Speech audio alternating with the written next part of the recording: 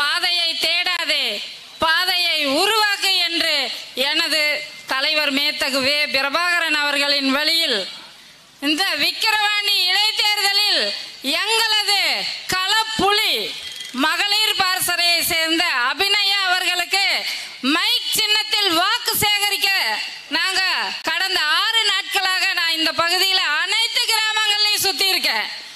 6 நாள்ல இந்த கிராமங்களை சுத்தினா இந்த 50 ஆண்டு காலமா ஆண்ட இந்த திமுக அதிமுக பார்க்காததை நான் பார்த்துட்டு வந்திருக்கேன். என்ன தெரியுமா, உங்க ஊராட்சிகள்ல ஒரு ஊராட்சியில கூட ரோடு கிடையாது, ஒரு ஊராட்சியில கூட சாக்கடை வசதி கிடையாது, ஒருத்தருக்கு கூட வேலை வாய்ப்பு கிடையாது. அத்தனை பேருமே ஆடு மாடு மேய்க்கிற தொழிலை தான் செஞ்சுட்டு வராங்க, விவசாயத்தை தான் செஞ்சுட்டு வராங்க. ஆனா இங்க இருக்கிற மக்கள் பூரா ஏழையா தான் இருக்காங்க. சுதந்திரம் வாங்கி இத்தனை ஆண்டுகள்ல சில கிராமங்கள்ல ஒரு பஸ் வசதி கூட இல்லாம இந்த வாக்கு இருக்கு அப்படின்னா இந்த விக்கிரவாண்டி ஊராட்சி எப்பேற்பட்ட ஊராட்சியா இருக்கணும்னு எண்ணி பார்க்கணும். விக்கிரவாண்டி ஊராட்சியில இன்னைக்கு தேர்தல் நடக்குதுன்னா இது வரலாற்று சிறப்பு மிக்க தேர்தல். ஒவ்வொருத்தரும் அதை கவனத்துல வைங்க. ஏன் தெரியுமா, 50 ஆண்டு காலமா நீங்க திராவிட மாடலை பார்த்துட்டீங்க, அதிமுக மாடலையும் பார்த்துட்டீங்க, பிஜேபி மாடலையும் பார்த்துட்டீங்க. ஆனா தமிழரோட மாடலை இந்த விக்கிரவாண்டி தொகுதியில தான் நீங்க பார்க்க போறீங்க. என்னம்மா தமிழரோட திராவிட மாடல், தமிழரோட மாடல் என்னம்மா, தமிழரோட மாடல் என்னன்னு நீங்க எங்க அபிநயாக்கு மைக் சின்னத்துல வாக்கு செலுத்தி வெல்ல வைங்க.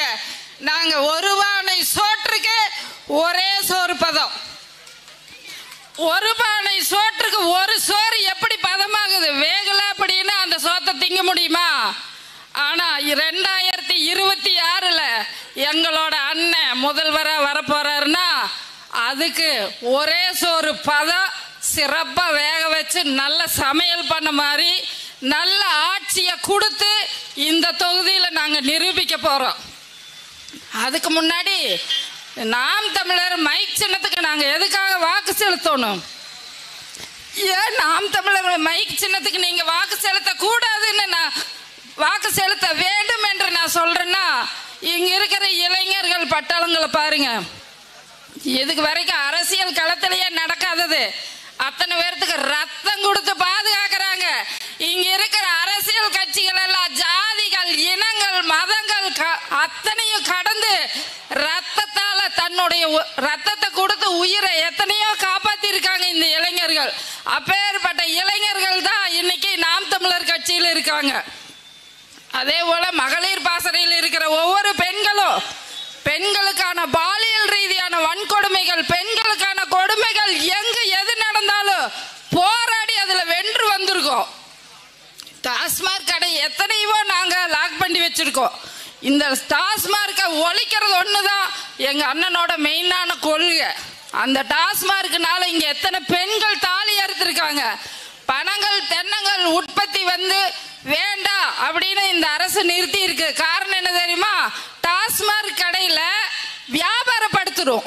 இங்க இருக்கிற பணங்கள் தென்னங்கள் உற்பத்தி ஆகி உங்களுக்கு விலை வாய்ப்பு கிடைச்சதுன்னா உங்களை விட பணக்காரங்க யாருமே இருக்க முடியாது. அதே போல ஆடு மாடு மேய்க்கிறது அரசு பணின்னு அண்ணன் சொல்லி இருக்காரு.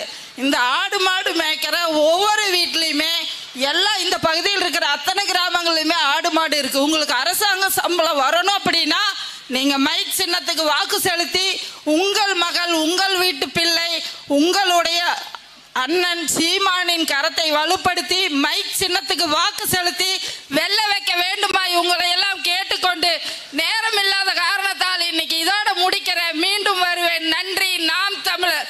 இலக்கு ஒன்றுதான், இனத்தின் விடுதலை. அடுத்ததாக மாணவர் பாசறை மாநில ஒருங்கிணைப்பாளர் பேரறிவாளன் அவர்கள்.